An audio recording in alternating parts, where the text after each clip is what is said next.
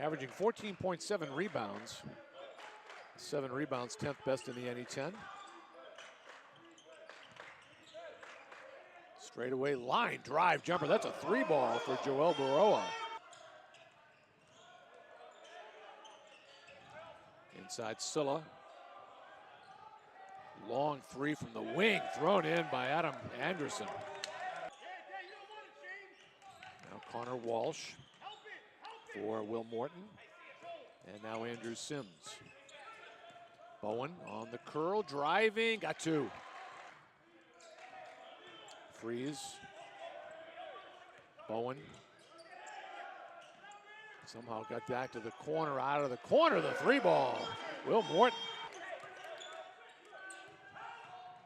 Now outside the arc, Willis. Back deep for a 3-ball. And Owen Chose knocks it down. Now Baroa. Outside Willis. Driving and got 2. Now to the baseline and back outside. Anderson will launch it and make it. Timeout Stonehill. Most out of a tough play, but making the turnaround jump shot. Stonehill is shooting just 30% from the floor. That goes up a couple pegs as Joel Baroa drains a 3. Fought for and grabbed by Cerruti. Plenty of time with 8 seconds. Inside, and 2 more. Too easy that time for Zach DePuni. Morton will try it at the buzzer. Oh, he made it. Score the bucket. 3-pointer also. And it was a 3-ball for Morton. I thought he was inside the arc, but they're going to call it a 3-ball. Now for Adam Freeze. Back down inside, Bowen on the curl for Morton. Score the basket and the foul. Freeze for Chose. Inside Baroa for Freeze. Back outside, 3-ball. Ties the game for Will Morton. Morton will try it again. Got stripped. Anderson took it away. Up the floor, Herity. Anderson 3-ball. He knew it when he let it go. Just had to get into any flow offensively. Oh, nice look, and the cut, there's 2 for Andrew Sims. Great pass from Baroa. Averages 13 points per game. Now Willis. Back outside, Mack. Got through and scores. Boy, good move by the 6-foot freshman Josh Mack, his first points of the night. Skyhawks got to dig in on defense, trailing by 6. Herity will pull up, and that was halfway down and out, but the offensive rebound, Cerruti, right back up, and another 3-ball thrown in by Adam Anderson. Stonehill down 9, 7 minutes into the second half. Inside Baroa, got 2 on a nice pass from Mack. And finally got it to Baroa.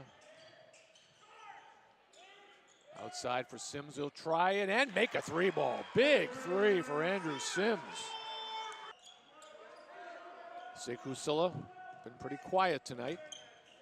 Now stepping through, a floater thrown in by Cerruti, who's got 13 points. Josh Mack in a hurry the other way. Willis for Bowen. Back outside, Morton.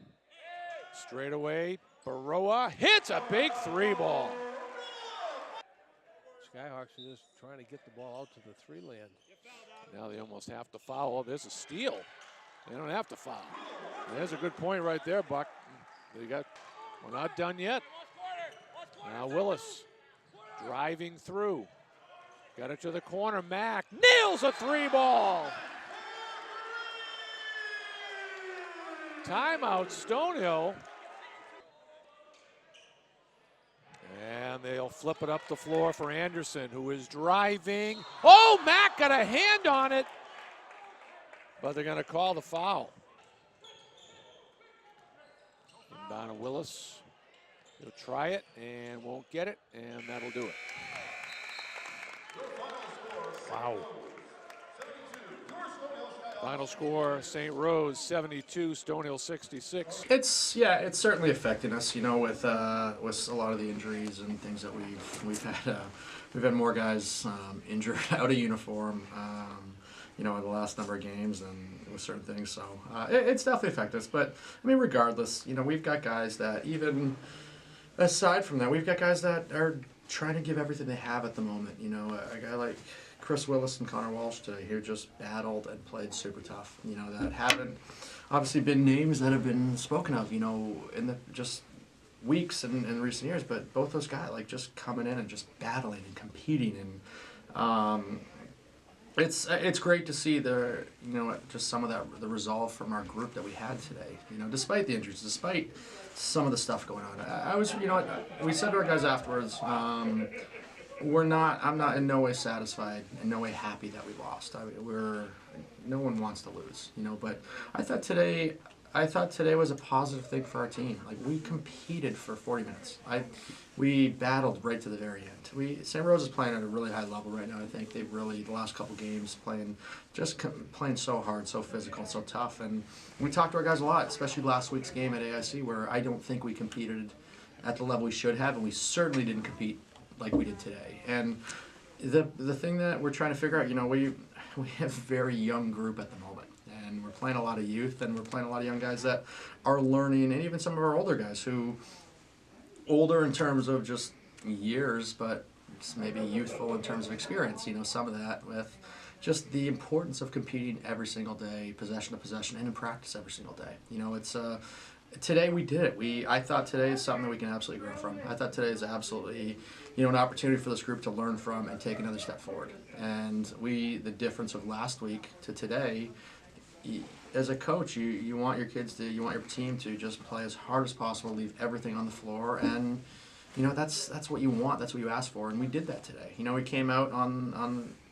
the end of it where we didn't want to be. We wanted to win this game. We tried to win this game, but we competed, and this is something that we can grow from. This is something we can get better from. And if we ball up this type of mentality and this type of effort and intensity, we're going to be fine. We're going to start winning more games and be in games to give ourselves opportunity to do it. So it's certainly, you know, a growth opportunity, and something that we can definitely grow from. Yeah, I mean, if Brandon Twitty's out there, you know, it's another. They were denying Will, you know, taking him away, and you know, just having obviously Brandon, who, you know, hasn't played in a couple of weeks just with the injury that's going on, who makes up for a lot of it with how good he is and how talented he is, and you know, but it's where we're at right now. We got guys that, you know, we've lost 2 in a row, but we'd won 6 straight before that. We'd won a few games without Brandon, that this group was fighting and scrapping and clawing, and that's the way it has to be. You know, who's ever in the lineup, you got to leave everything you got on the floor, play as hard as possible, and hopefully Brandon gets back at some point here.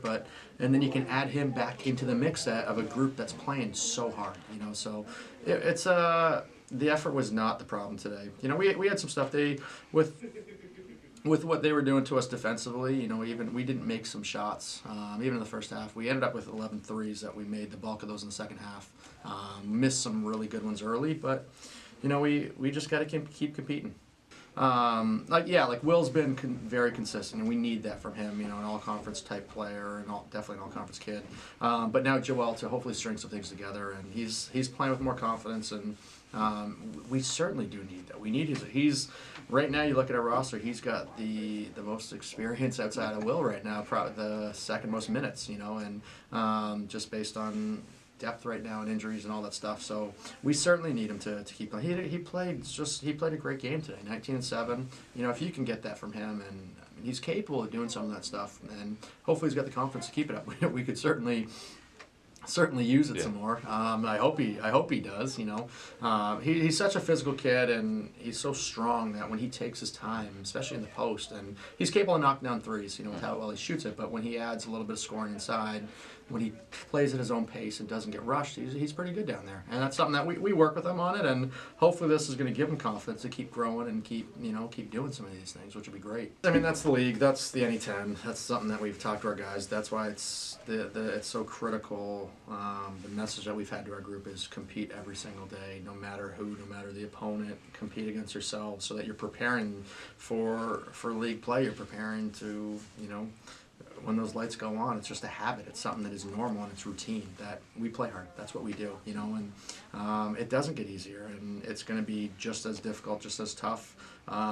Different uniforms, different personnel, but just physical, good, talented teams every single night. You know, so that's the NE10. That's something that we tell guys through recruiting. You're coming to play, you know, the best D2 league in the country from top to bottom. You know, just with the parity from 1 through 50 in this league, it's just there are no nights off. And I know a lot of coaches say it and sell it and talk about it from Division 1 down to JUCO, everything. But this league is that, and there are no nights off, and it doesn't get easier. It's just going to stay as hard as possible. So we got to. I mean, for our guys, some of our group, our young group right now, that's what it is. That's the mentality. Play like we did today, compete like we did today, and we're gonna figure things out. We're gonna keep going. And you know what? We lost 2 in a row. We're still 10-6. We're 10-6 at the moment, which is great. We just got to keep working and understand that we still have to have a sense of urgency and still grow every day.